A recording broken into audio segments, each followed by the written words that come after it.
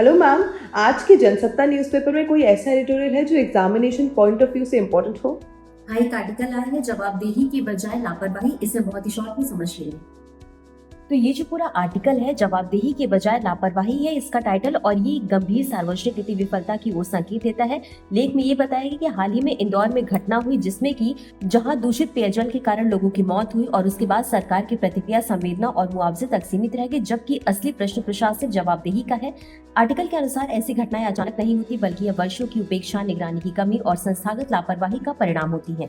पेयजल आपूर्ति जैसी बुनियादी सेवा में यह मान लिया गया है कि एक बार पाइपलाइन बिछा देने से पानी सुरक्षित हो जाएगा, जबकि वास्तविकता यह है कि जल स्रोतों की नियमित जांच, पाइपलाइन की निगरानी, सीवेज और पेयजल लाइनों का पृथक्करण तथा स्थानीय स्तर पर जवाबदेही तय करना अनिवार्य है। इसी के साथ आर्टिकल में ये भी सवाल उठाया कि यदि पानी की आपूर्ति में गंदा पानी मिला तो उसकी जिम्मेदारी किसकी है? क्या ठेकेदार की है, स्थानीय निकाय की या संबंधित विभाग के अधिकारियों की? समस्या ये भी है कि ऐसी घटनाओं के बाद अक्सर निचले स्तर के कर्मचारियों पर कार्रवाई कर दी जाती है, लेकिन नीतिगत और प्रशासनिक स्तर पर निर्णय लेने वाले की जवाबदेही तय नहीं होती। इसी के साथ ये भी रेखांकित किया गया केंद्र और राज्य सरकारें हर घर नल जल जैसी योजनाओं के माध्यम से स्वच्छ पेयजल का दावा करती हैं, लेकिन जमीनी स्तर पर यदि रखरखाव, गुणवत्ता नियंत्रण और त्वरित शिकायत निवारण तंत्र कमजोर है तो ये दावे खोखले साबित होते हैं। इससे जनता का सरकार पर भरोसा तो टूटता ही है, जो लोकतंत्र के लिए गंभीर संकेत है।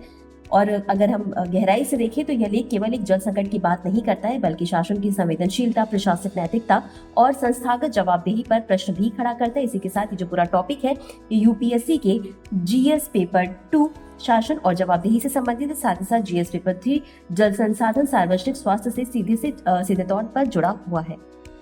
तो आज के लिए बस इतना ही। धन्यवाद।